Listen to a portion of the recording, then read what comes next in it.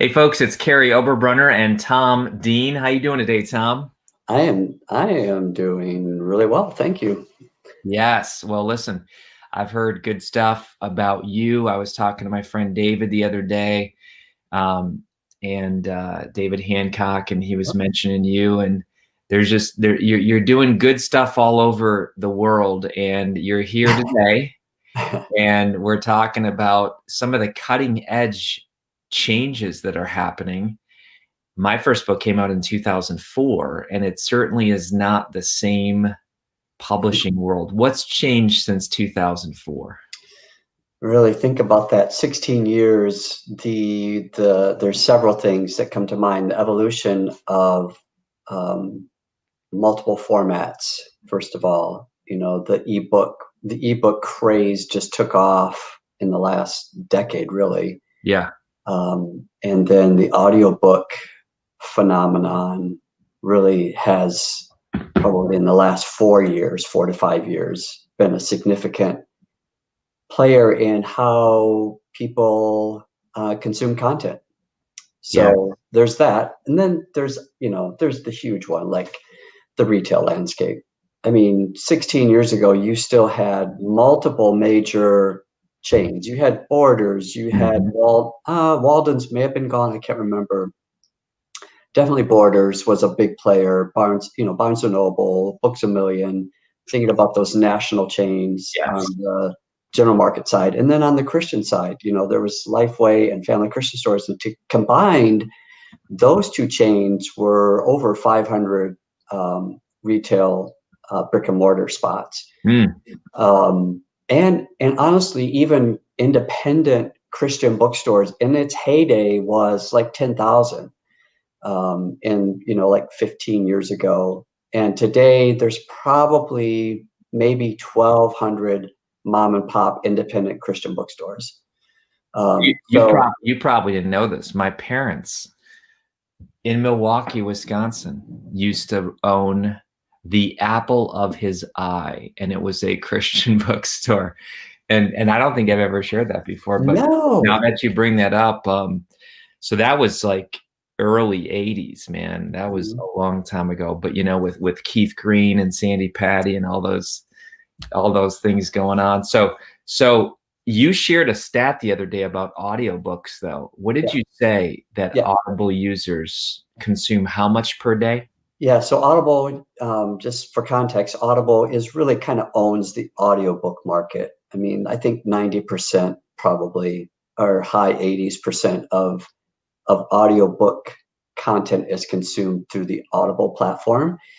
And their research is just a they just watched how much their consumers were listening, and it was 112 minutes a day on average. 112 minutes a day. Right.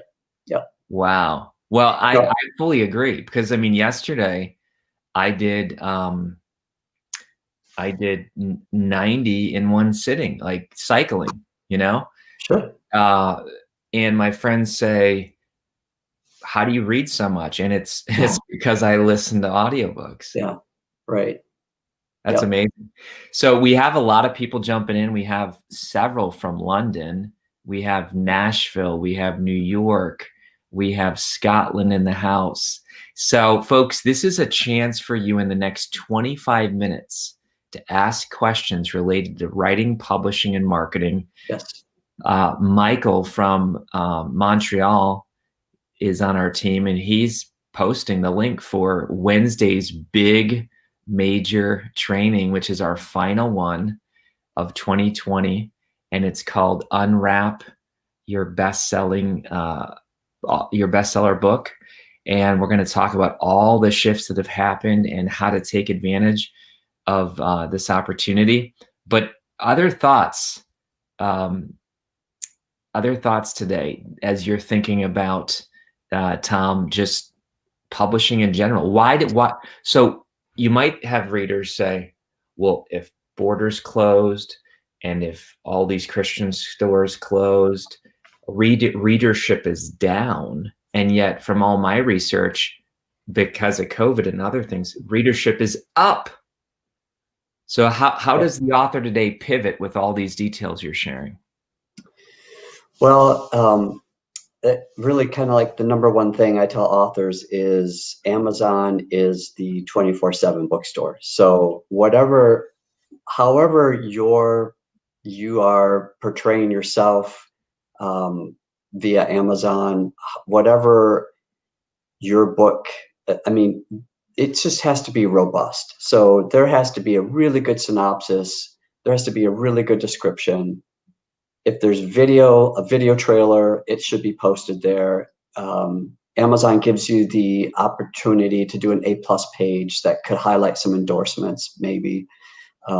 Your Amazon author profile should be robust. If you've got a blog or something, you make sure that the RSS feed is feeding your Amazon author page.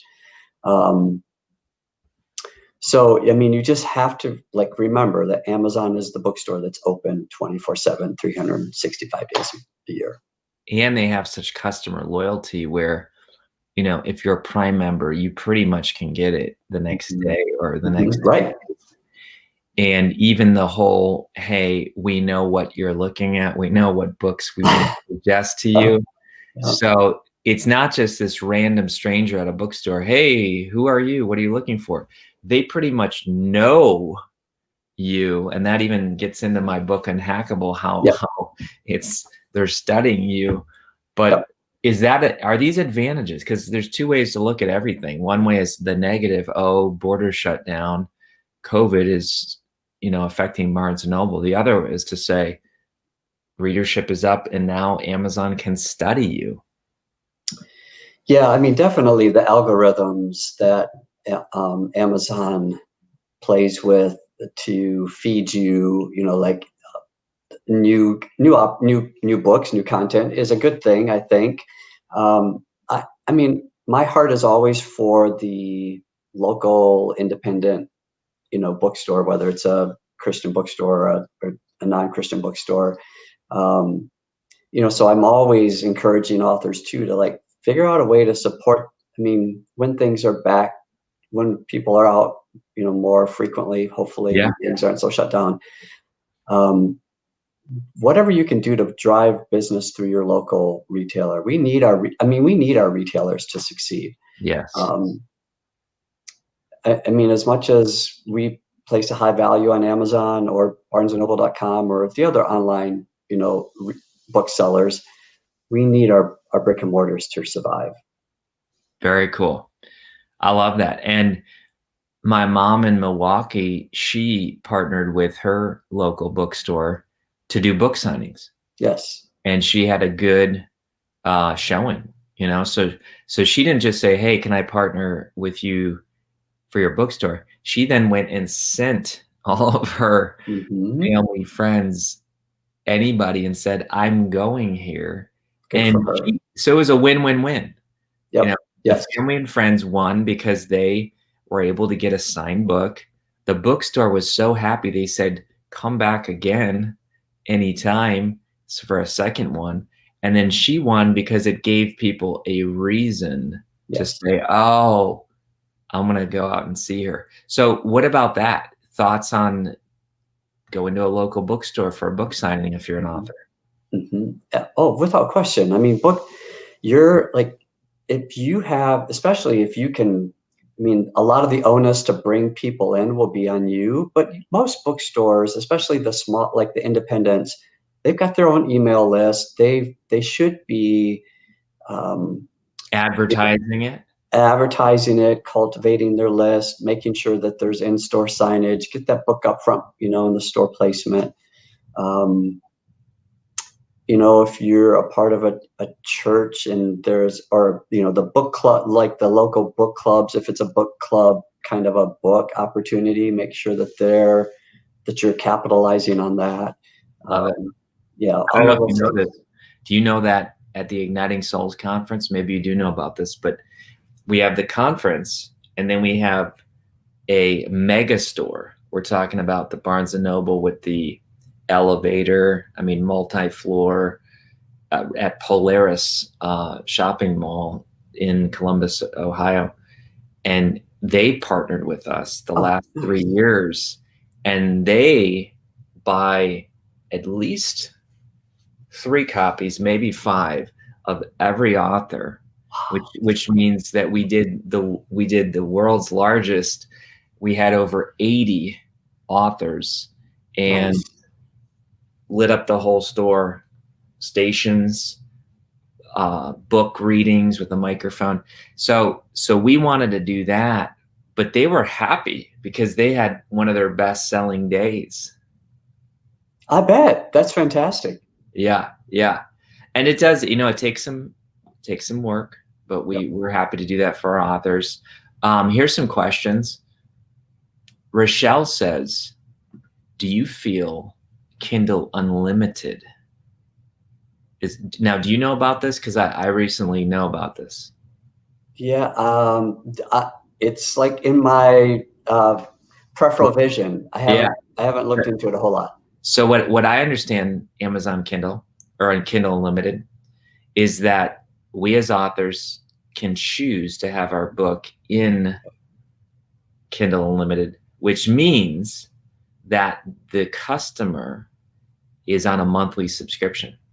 Ah, yes. So the Okay. customer basically says, hey, for $9.99 a month, I can get up And to 10 at a time, and then there's a certain group of books that are Kindle Unlimited.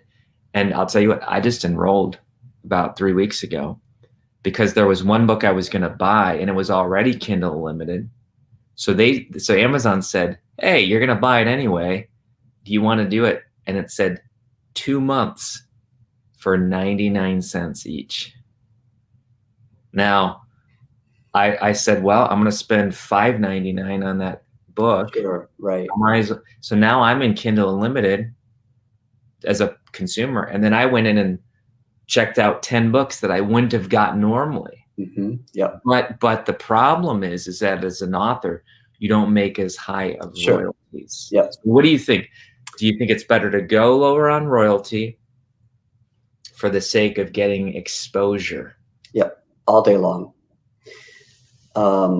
Because if your content is good and if it's meeting, if it's hitting a need or meeting a need, people are going to talk about it. And Oh, I like that. word of mouth is something you cannot buy, you cannot pay for. It's what it amplifies your message. It's the opportunity that every author should want and look for is word of mouth. Oh, I like that. So Kindle Unlimited, because every book needs this critical mass, right? This tipping point where you got to get so many eyeballs on it, and then once the eyeballs are on it, and then they're talking about, then the book kind of sells itself. What do you think? Yep. And I mean, my goodness, I would imagine you as an author, you can control when you turn that on and turn it off. I mean, test it, try, give it a trial. I mean, so it's a few months of where your royalties may be smaller, but you should be able to have some sense of what kind of volume that is creating. Well, you resonated. Laura says word of mouth is something money can't buy. Oh, I think that's a new Boom. tweet. Someone's going to tweet that out and tag Tom on it.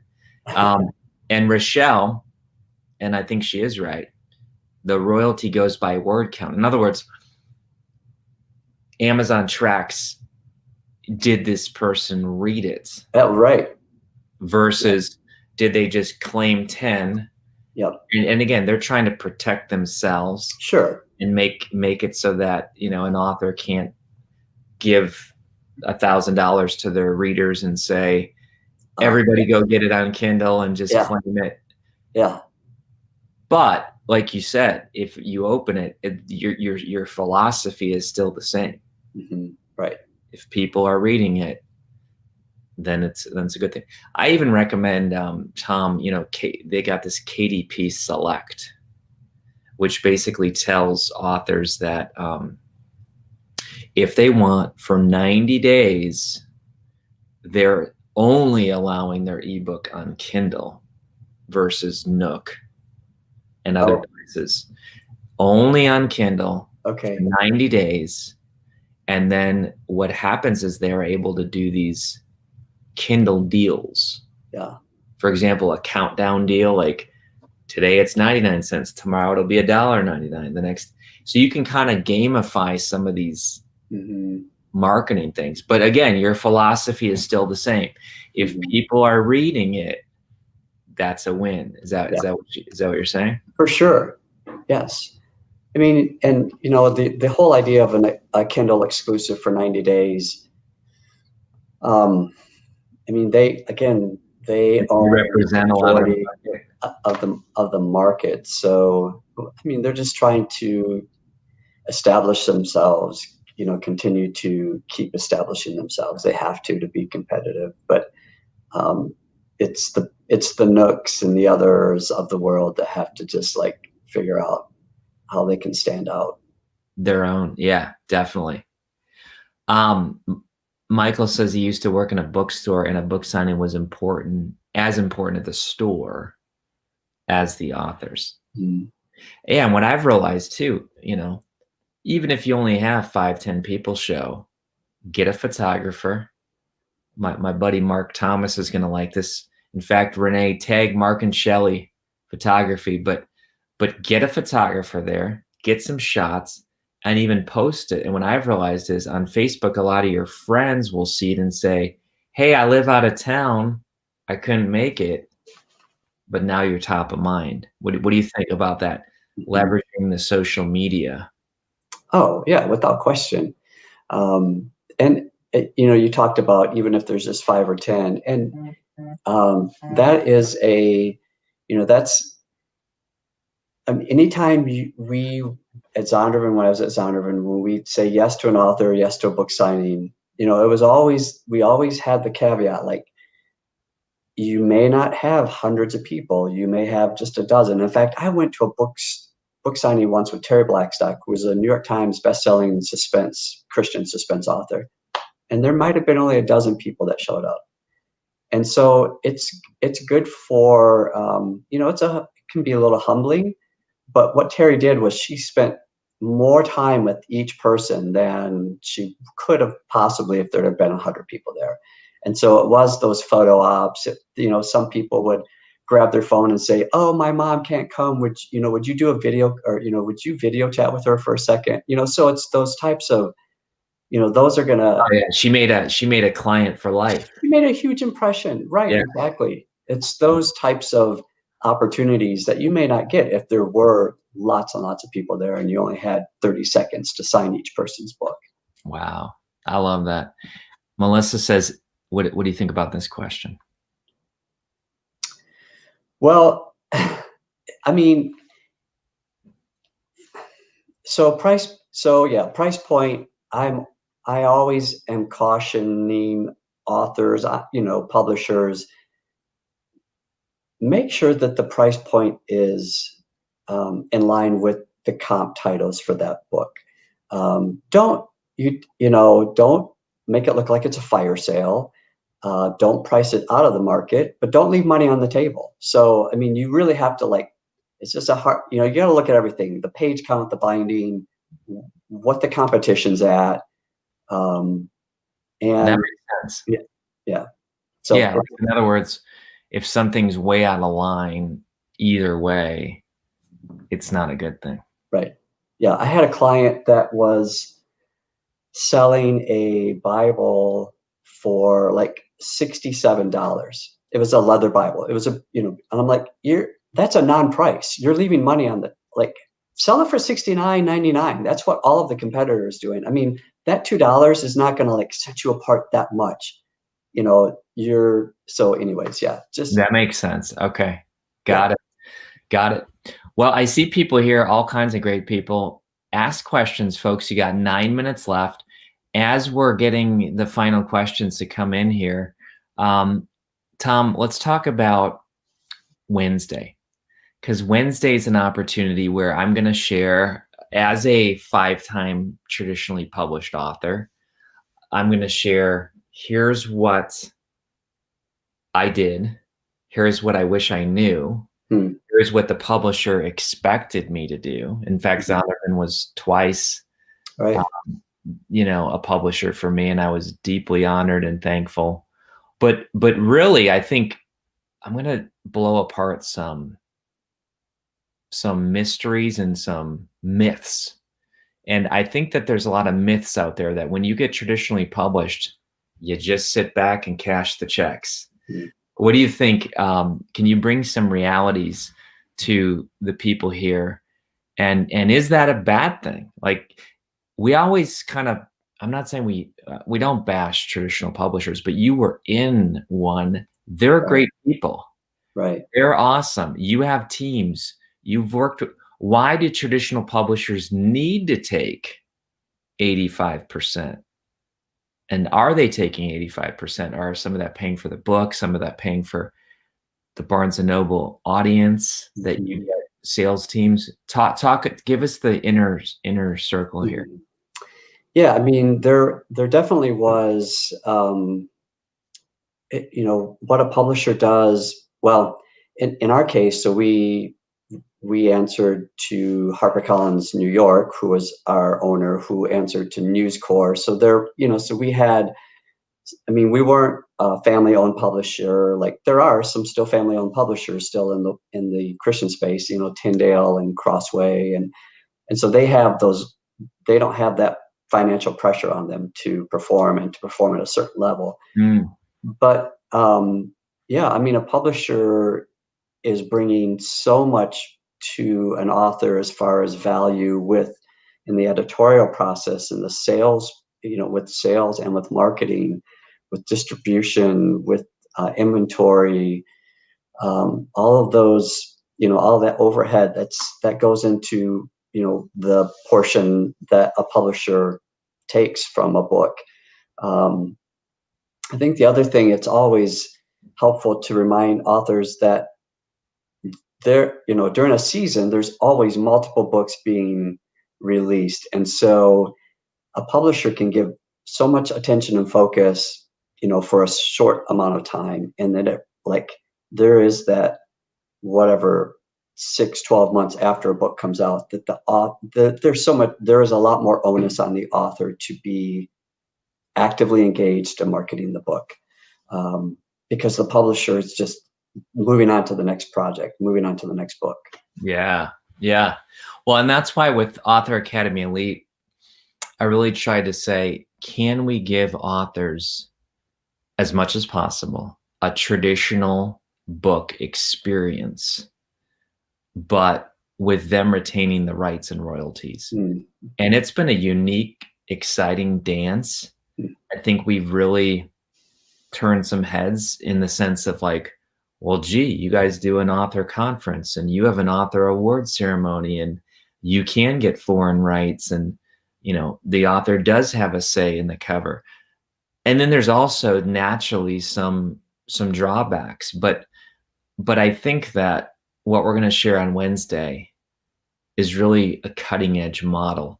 Do you think the traditional publisher has seen his day? And I know we're not going to quote you on that all over because you got a lot of friends, but put it this way. I'll say it this way. If a traditional publisher is not willing to adjust their methods, we'd even started by saying all the differences from 2004 to today, will they be irrelevant if a traditional publisher does not shift? What do you think? Well, that's a. I don't want to. I'm not trying to throw anybody under the bus. I'm just. No. Irrelevant is very possibly, and because disruption is happening across the publishing industry, and the traditional publishers have to sit up and take notice.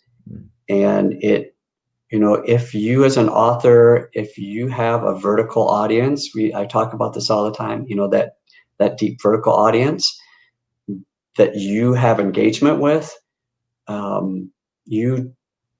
that's when you need the traditional publisher less. So that's why cultivating that, vertical audience is so important. Here, we'll end with this great question. Can you give best tips for selecting a subtitle? Yeah, I sure can. I mean, that I can, yes. I love those subtitle title conversations. I really enjoy those because the subtitle should, yeah, oh my goodness. I'm stumbling because there's so You many like things it. that's like You like it. firing in my brain right now. Well, let Um, me give you 30 seconds while I say this. okay. I've seen most authors bury the benefits with the subtitle. In other words, people pick it up, the cover looks good, the title's intriguing, and then you read the subtitle and it's like, but what's the payoff? Right. What's the benefit for me as the reader? Because I'm going to invest $15, but more than that, 4 or 5 hours, which is more costly, and I don't know what the benefit is. And yet, Tim Ferriss, 4 Hour Work Week, right here, he says, escape the 9 to 5, live anywhere, and join the new rich. Yep. Those are pretty big benefits right there. What do you think? Yep. You have to remove all hurdles and barriers. Do not be cryptic with your subtitle. Do not try to be Cute. super creative. No, make do just exactly what you said. Like, what is this book about? Answer the Whiffam question, please. And that's what's in it for me. What's in it for me? That's good. I like that. Last thing, Tom. What would last thing here, and anything you want to share to someone who says, I need this, I've been enjoying these marketing calls. I know that you're helping us with Author Academy Elite. You're helping other publishers too. Do you have a podcast yet? Are you going to have a podcast? I've had several people talk to me about that, and there's somebody that's like ready to set it up for me, and I don't yet. Don't yet. Stay tuned. Stay Maybe tuned. maybe that's my New Year goal. Oh, I like that. Awesome. Well, listen, I love what you've been doing. You've been helping me too with Unhackable. I'm one of these people where it's like, look, I'm not the smartest guy in the room, and if I am, I need to leave the room. So I really invite a lot of people that are key. And when I built the Unhackable team, I said, Tom knows the traditional world, and it's foolish for me to just say, well, I won't say a harsh word. Well, forget the traditional publishers. That's foolish. I need to say, how can I be innovative but yet play within the publishing industry? Do you think that's wise advice for anybody? Well, I think it's wise advice, absolutely. But there are many people that have this heart's desire, burning desire to publish, to write, and to publish. And some people need more hand holding than others, and I think that helps you determine which direction should you be pursuing. Love it. If you're a natural born entrepreneur, then maybe self-publishing is like the way to go. But if you're just focused on the craft of writing and that's what you love best, but the rest of it is like a big mystery, then you should look at the other options that are out there. Yeah. Whether it's with you or a traditional publisher or some type of hybrid model. Fantastic. Well, folks, you got the link. Share it with your friends. Share it with any author who needs help. But this is a free training on Wednesday. It's the final training of 2020. And Tom, thank you so much. Yeah. And you have a website as well. Yes, a dropofink.pub. A drop of ink, ink.pub, P-U-B. Awesome. And for Elise who says, hey, I got to catch the replay, don't worry. And when you register, we'll send out the replay as well. All right. Well, thank you so much, everybody, and all of our own authors. as well. Laura, I think you're right. That's what makes AAE great Yeah, is it's not traditional, it's not self. We try to make it be the best. yeah. Tom, thanks for all the value you gave today. Absolutely. Great to see you. Great to be with you. Awesome.